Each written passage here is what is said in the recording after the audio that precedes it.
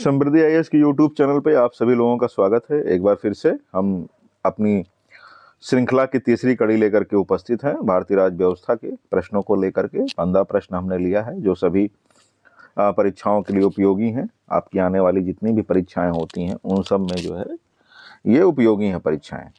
तो देखिए, चलिए पहला प्रश्न हम लोग लेते हैं। संसदीय कार्यवाही में बिना सदस्य हुए किस अधिकारी को भाग लेने का अधिकार प्राप्त है? तो इसमें भाग शब्द जो है कट गया है, तो मैं पढ़ ही रहा हूं उसको। संसदीय कार्यवाही में बिना सदस्य हुए किस अधिकारी को भाग लेने का अधिकार प्राप्त है? तो आपका पहला ऑप्शन इसमें कह रहा है भारत का नियंत्रक एवं महालेखा परीक्षक, दूसरा है भारत का उपराष्ट्रपति, तीसरा है भारत का महान्यायवादी, आपका चौथा है भारत का मुख्य निर्वाचन आयुक्त।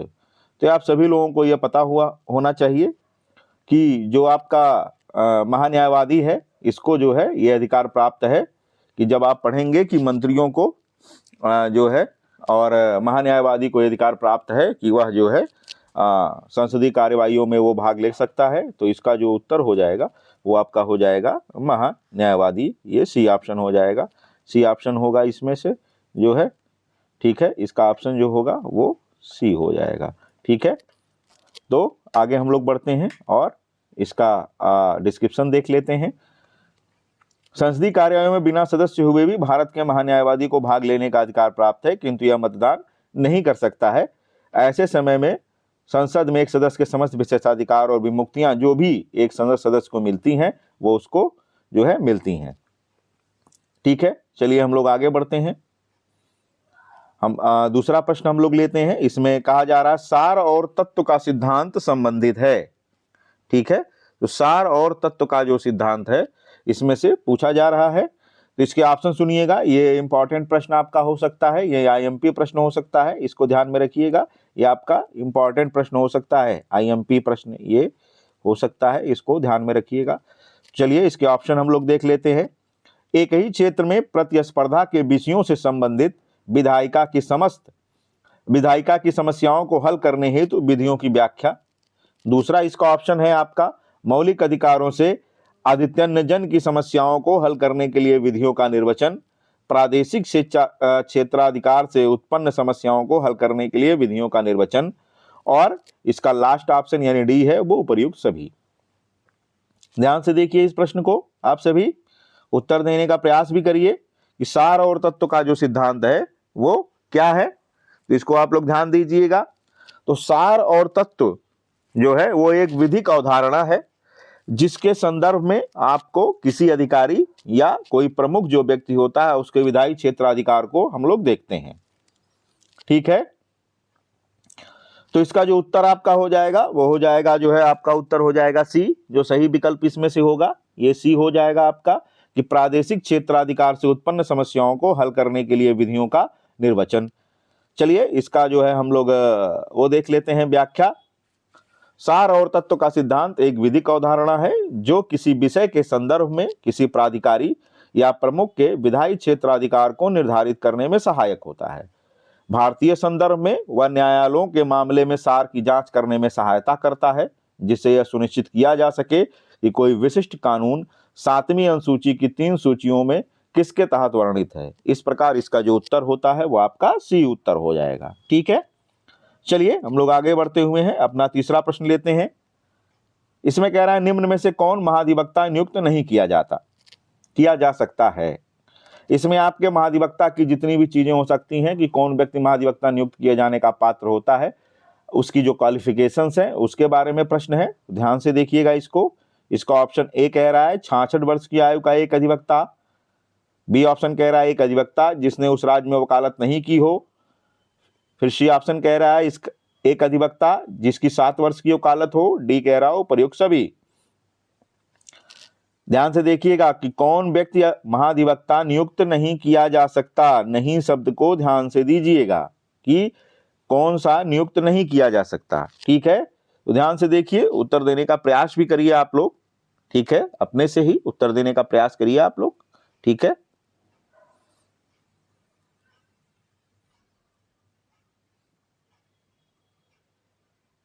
ठीक है।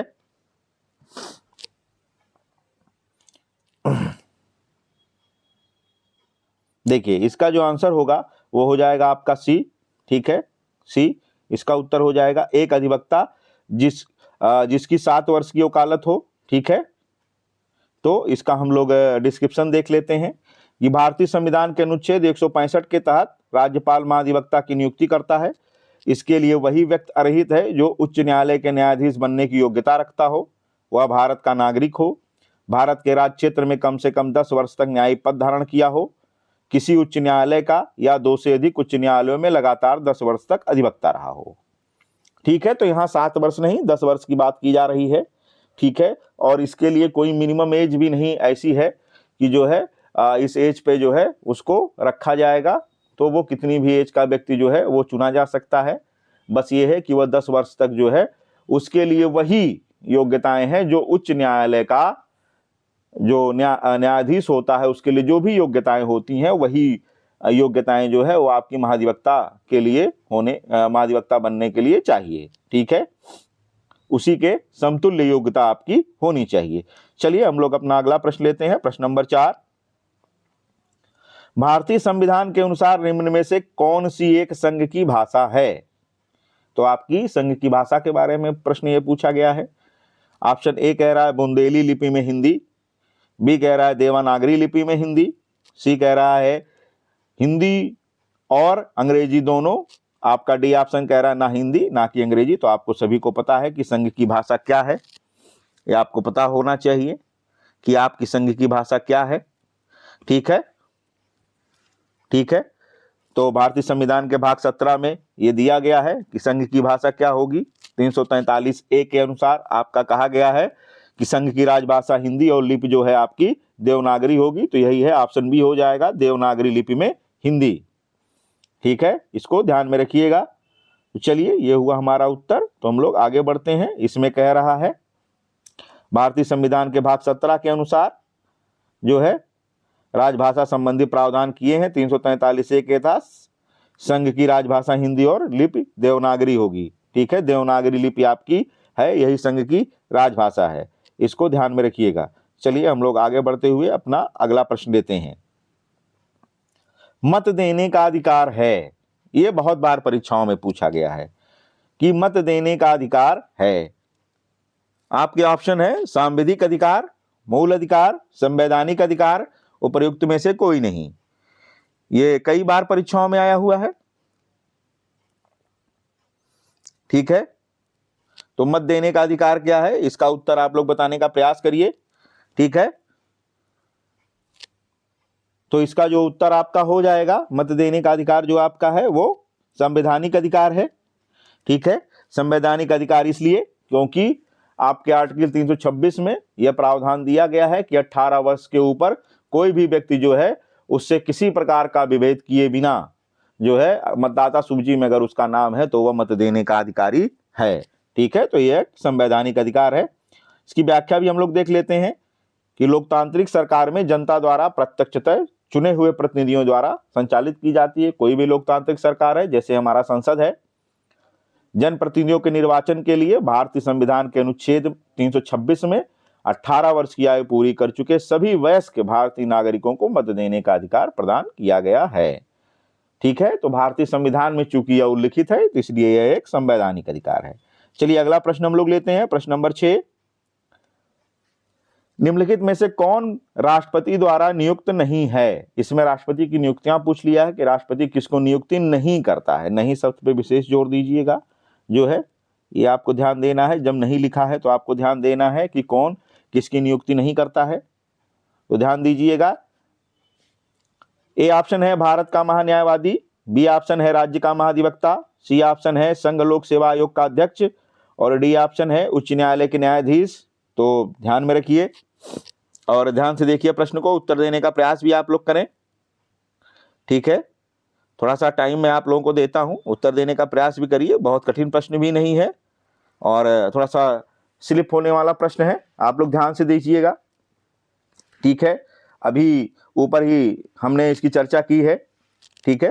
तो इसका जो मोस्ट एप्रोप्रिएबल जो आंसर हो जाएगा, एप्रोप्रिएट जो आंसर हो जाएगा, ठीक है। देखिए कभी कभी प्रश्नों में ऐसा आ जाता है कि उसमें से आपको सर्वश्रेष्ठ को चुनना होता है। आपको 2 या 2 से अधिक ऑप्शन जो है आपको सही लग सकते हैं, लेकिन उसमें से सबसे बेहतरीन ऑप्शन क्या है, सबसे अच्छा ऑप्शन क्या है, वही आपको देना है। तो ये जो इसका उत्तर हो जाएगा, ये हो जाएगा राज्य का महाधिवक्ता, क्योंकि राज्य के महाधिवक्ता की नियुक्ति राज्यपाल द्वारा की जाती है। पहले अभी एक प्रश्न में हम लोग इसकी चर्चा कर चुके हैं। ठीक है, आइए इसकी व्याख्या हम लोग देख लेते हैं थोड़ी सी। इसमें कह रहा है कि राज्य के महाधिवक्ता राज्यपाल के द्वारा नियुक्त होते हैं। अनुच्छेद 165 के अनुसार प्रत्येक राज्य का राज्यपाल उच्च न्यायालय का न्यायाधीश नियुक्त होने के लिए अर्हित, इसको ध्यान में रखिएगा, कौन व्यक्ति होगा, उच्च न्यायालय का न्यायाधीश नियुक्त होने के लिए अर्हित किसी व्यक्ति को राज्य का महाधिवक्ता नियुक्त करेगा। ठीक है, और वो क्या करेगा, राज्य सरकार को विधि संबंधी ऐसे मामलों पर सलाह दे और उन कर्तव्यों का पालन करे जो राज्यपाल समय समय पर निर्देशित करे। सेम इसी तरीके से वहां का आपका अटॉर्नी जनरल है केंद्र में।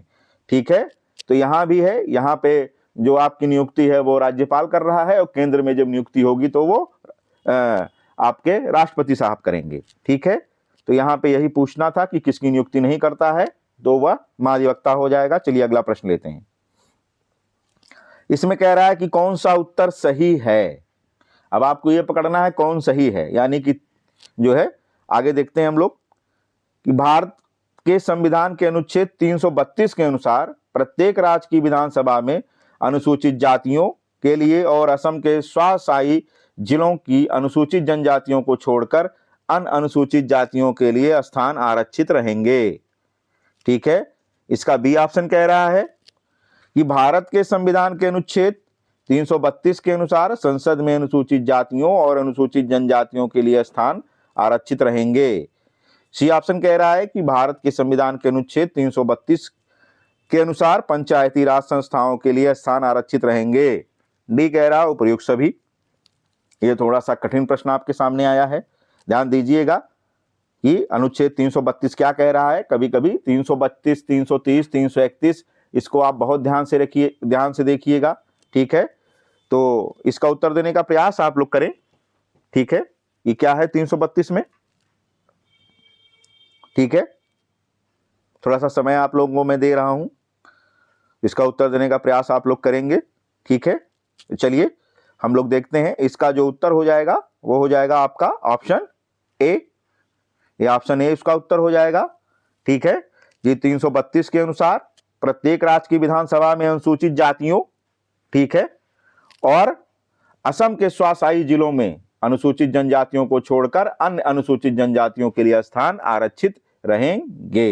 ये इसका उत्तर हो जाएगा। ठीक है, तो इसका हम लोग व्याख्या भी देख लेते हैं कि संविधान के अनुच्छेद 332 के अनुसार राज्यों की विधानसभाओं में असम के स्वशासी जिलों को छोड़कर, असम के कुछ स्वशासी जिले हैं, ठीक है, उनकी अनुसूचित जातियों को छोड़कर, क्योंकि उन स्वशासी जिलों में जो है अलग से व्यवस्था की गई है, ठीक है, अन्य अनुसूचित जनजातियों के लिए स्थान आरक्षित रहेगा। यह प्रावधान कमजोर वर्ग को राजनीतिक क्षेत्र में बढ़ावा देता है। ये तो हो गई बात हमारी। ठीक है, चलिए हम लोग अगला प्रश्न लेते हैं, ज्यादा देर ना करते हुए। ठीक है, तो हम लोग 8वां प्रश्न अपना ले रहे हैं। भारत के मुख्य चुनाव आयुक्त का कार्यकाल कितना होता है। ये आप लोगों को लग रहा होगा बड़ा आसान सा प्रश्न है, चलिए बताने का प्रयास करिए। ए 5 वर्ष, बी 62 वर्ष की उम्र तक, सी 5 वर्ष या 62 वर्ष की उम्र जो भी पहले हो, डी 6 वर्ष या 65 वर्ष की उम्र जो भी पहले हो। बताने का प्रयास करें आप लोग। ठीक है,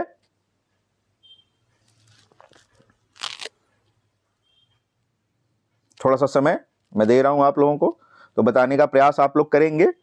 तो इसका जो उत्तर हो जाएगा वो हो जाएगा डी। ठीक है, ये आपका जो उत्तर हो जाएगा ये हो जाएगा डी। ये 6 वर्ष या 65 वर्ष की उम्र में जो भी पहले आ जाए, 6 वर्ष या जो है 65, दोनों में से जो भी पहले पूरा हो जाएगा वो मान लिया जाएगा। तो अमूमन 6 वर्ष इनका कार्यकाल होता है। ठीक है, अगर कभी आपसे पूछ लिया जाए कितना होता है तो 5 मत लगाइएगा, 6 वर्ष लगाइएगा। इसका डिस्क्रिप्शन भी हम लोग देख लें, व्याख्या देख लें इसकी। भारत के मुख्य चुनाव आयुक्त की नियुक्ति राष्ट्रपति द्वारा की जाती है तथा इनका कार्यकाल 6 वर्ष या 65 वर्ष की आयु तक जो भी पहले हो। अमूमन 6 वर्ष तक कोई टिकता ही नहीं है, क्योंकि ऐसे समय जो है उसकी नियुक्ति की जाती है कि जब वह 65 पूरा उसका आने वाला होता है, तो सामान्यतः 2 या 3 साल जो है एक व्यक्ति कार्य कर पाता है, जो मुख्य चुनाव आयुक्त होता है। चलिए हम लोग अगला प्रश्न लेते हैं। ये एक केस से संबंधित है, केस लॉ है, इसको भी ध्यान से देखिए आप लोग।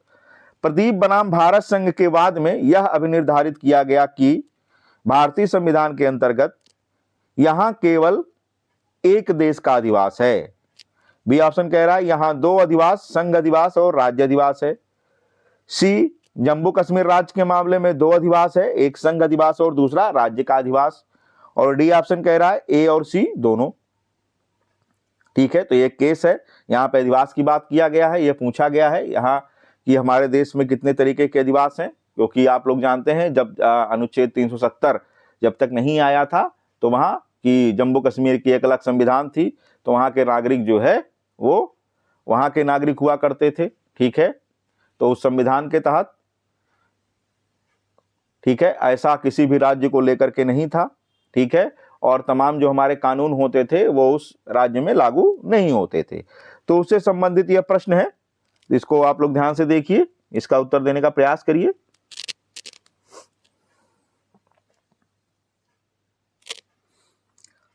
तो इसमें इसका जो उत्तर हो जाएगा, इसमें यह कहा गया है कि यहां केवल एक देश का अधिवास है। ठीक है, यहां पे और किसी का अधिवास नहीं माना गया है, केवल एक अधिवास है। ये आपके नागरिकता में भी दिया गया है। ठीक है, यह प्रावधान कि यहां सिर्फ जो है एकल नागरिकता है, यहां दोहरी नागरिकता नहीं है। ठीक है, तो इसका हम लोग थोड़ा सा डिस्क्रिप्शन देखते हैं कि प्रदीप जैन बनाम भारत संघ AIR 1984, ठीक है, के मामले में यह अभिनिर्धारित किया गया कि अनुच्छेद जो है इसमें कि एक अधिवास की मान्यता है, यह अन्य कोई अधिवास या बाहर को या अन्य राज्यों के अधिवास को मान्यता नहीं देता है। थोड़ा सा प्रिंटिंग मिस्टेक है, तो यहाँ जो है आप लोग ध्यान दीजिए, यहाँ केवल एक अधिवास की मान्यता आपसे की गई है, केवल एक, वो दोहरी नहीं है, दोहरी नागरिकता का यहाँ पे प्रावधान नहीं है। ठीक है, चलिए अगला प्रश्न हम लोग लेते हैं। 10वां प्रश्न, भारत के संविधान के निम्नांकित अनुच्छेद में से कौन सा भारत के निर्वाचन आयोग को निर्वाचनों के अधीक्षण, निर्देशन और नियंत्रण की शक्ति देता है? हूबहू आर्टिकल ही उठा करके पूछ ली गई है, सेम वही आर्टिकल है।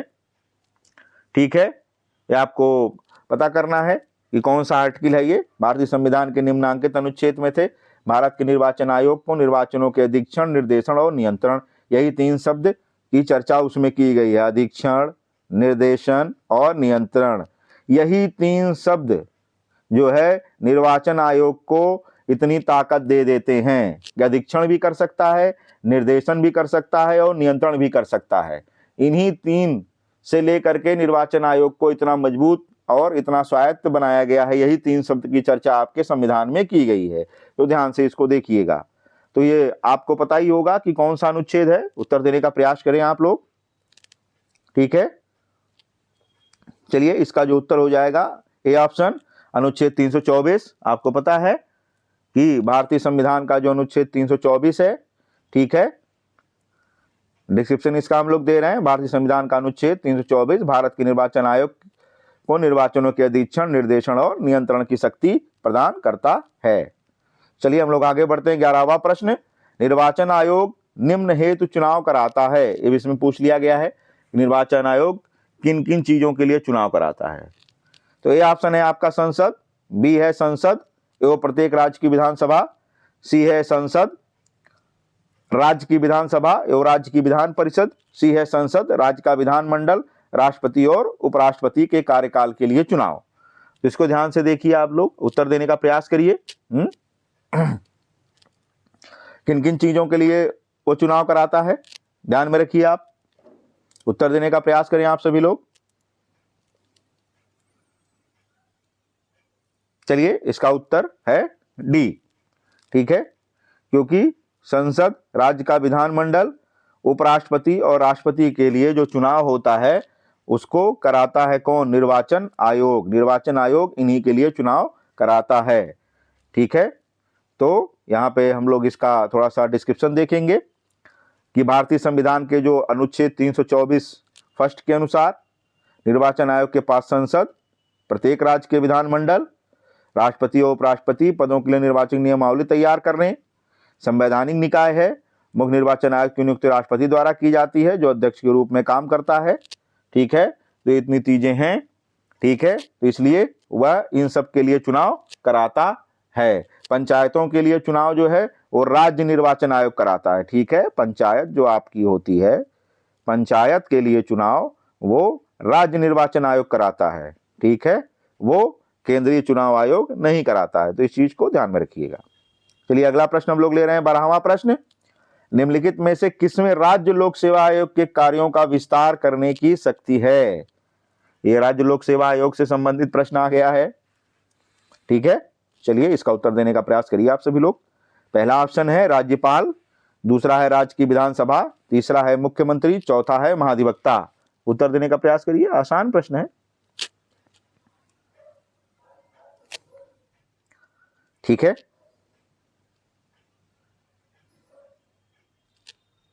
राज्य लोक सेवा आयोग के कार्यों का विस्तार करने की शक्ति किसे प्राप्त है? इसको ध्यान दीजिएगा आप लोग सभी लोग। ठीक है, चलिए इसका उत्तर हो जाएगा आपका राज्य की विधानसभा। ठीक है, तो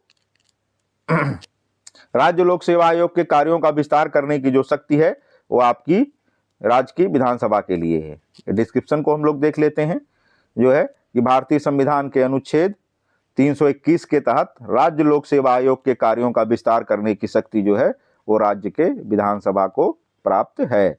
अनुच्छेद 321 ध्यान में रखिएगा, राज्य लोक सेवा आयोग के कार्यों का विस्तार करने की शक्ति जो है राज्य के विधानसभा को है। ठीक है, ये ध्यान में रखिएगा। कैबिनेट एक आदेश पारित करके जो है इसको बढ़ा सकती है। ठीक है, लेकिन पहले कैबिनेट से इसको पारित कराना पड़ता है अगर कोई उसको नया काम दिया गया है तो। चलिए अगला प्रश्न हम लोग लेते हैं, 13वां प्रश्न। एक लोक सेवा आयोग के सदस्य को कदाचार के आधार पर हटाने के उद्देश्य से किए जाने वाले अभियोग की जांच निम्नलिखित के द्वारा की जाती है। यह इंपॉर्टेंट प्रश्न है कि जब राज्य लोक सेवा आयोग के सदस्य को हटाने की प्रक्रिया विद्यमान है तब जो अभियोग होता है, ठीक है, उसकी जांच किसके द्वारा की जाती है? ये इंपॉर्टेंट प्रश्न है, उत्तर देने का प्रयास आप लोग करें। ए ऑप्शन कह रहा है राज्य लोक सेवा आयोग का अध्यक्ष, बी ऑप्शन संसद का कोई एक सदन, सी ऑप्शन सुप्रीम कोर्ट और डी ऑप्शन है भारत के राष्ट्रपति। बताने का प्रयास करें आप सभी लोग। ठीक है, चलिए इसमें हम लोग देखते हैं। इसमें जो पावर है, इस तरीके की जो पावर है वो है आपकी, ठीक है, वो उच्चतम न्यायालय के प्रतिवेदन पर, यानी कि सुप्रीम कोर्ट एक प्रतिवेदन देता है, फिर है उसके आरोपों की जांच की जाती है। ठीक है, फिर उसको हटाया जाता है। ठीक है, तो और कदाचार के आधार पर हटाया जाता है, तो इसका डिस्क्रिप्शन हम लोग देख लें, है ना, कि संविधान के अनुच्छेद 317(1) के तहत लोक सेवा आयोग के अध्यक्ष हों या किसी सदस्य को केवल कदाचार के आधार पर राष्ट्रपति के द्वारा उच्चतम न्यायालय के प्रतिवेदन पर लगाए गए आरोपों की जांच के पश्चात, तो वह है सुप्रीम कोर्ट के द्वारा, हाई कोर्ट भी नहीं, तो ध्यान में रखिएगा इसको। चलिए आगे बढ़ते हैं हम लोग।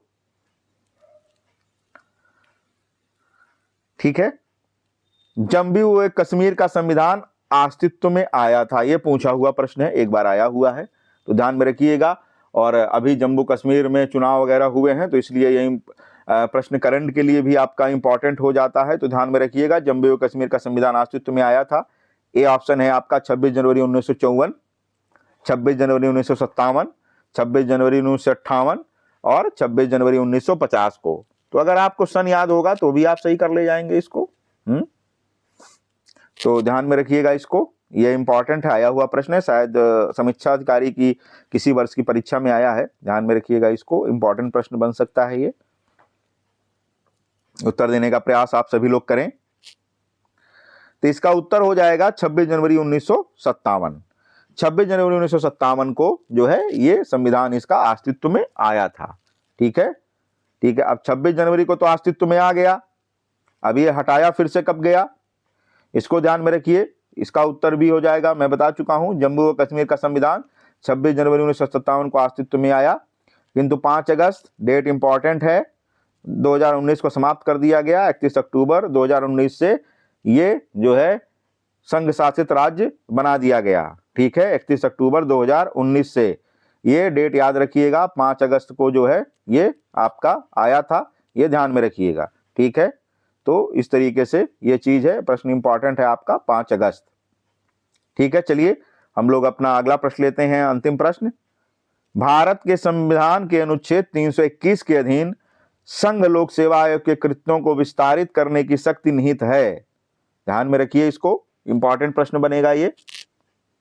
कोशिश की गई है कि इसमें वही प्रश्न रखे जाएं जो आपकी परीक्षाओं के लिए इंपॉर्टेंट है, ठीक है। तो इसका जो है आपका ऑप्शन है भारत के राष्ट्रपति में, संसद में, आयोग के अध्यक्ष में, जो संघ लोक सेवा आयोग के अध्यक्ष हैं, या गृह मंत्रालय में। इसका उत्तर देने का प्रयास आप सभी लोग करें।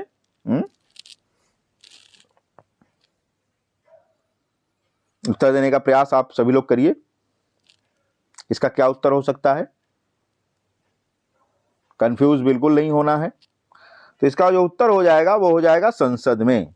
संसद को यह पावर है, पार्लियामेंट को यह पावर है कि वह संघ लोक सेवा आयोग के कृत्यों को विस्तारित कर सकती है, ठीक है। तो इसको आप लोग ध्यान में रखिएगा। चलिए इसका डिस्क्रिप्शन भी हम लोग देख लेते हैं कि संविधान के अनुच्छेद 321 के अधीन संघ लोक सेवा आयोग के कृत्यों को विस्तारित करने की शक्ति संसद में निहित है।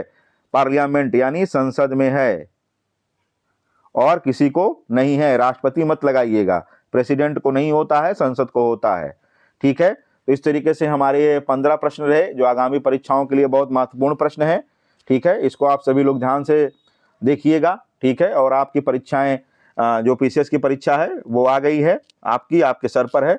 तो उसके लिए लगातार इस तरीके की श्रृंखला हमारी जारी रहेगी, पॉलिटी को लेकर के, हिस्ट्री को लेकर के, ज्योग्राफी को लेकर के, और केवल प्रश्न ही नहीं, तमाम ऐसी चीजें भी हम लेकर के आएंगे जो आपकी परीक्षा की दृष्टि से बहुत इंपॉर्टेंट है, ठीक है। तो ये हमारी टेस्ट सीरीज चल रही थी जो है बहुत ही कम दाम में, ठीक है। ये हमारी टेस्ट सीरीज जो है आपकी आरओ की, ये जनवरी के प्रथम सप्ताह से फिर से चलेगी, ठीक है। और अभी भी हमारी ये टेस्ट सीरीज रन ही कर रही है। इसमें हम प्रश्नों को करा रहे हैं टेलीग्राम पर, और ये हमारा टेलीग्राम चैनल है, इस पे आप सभी लोग जुड़िए। ये हमारा यूट्यूब चैनल, ठीक है।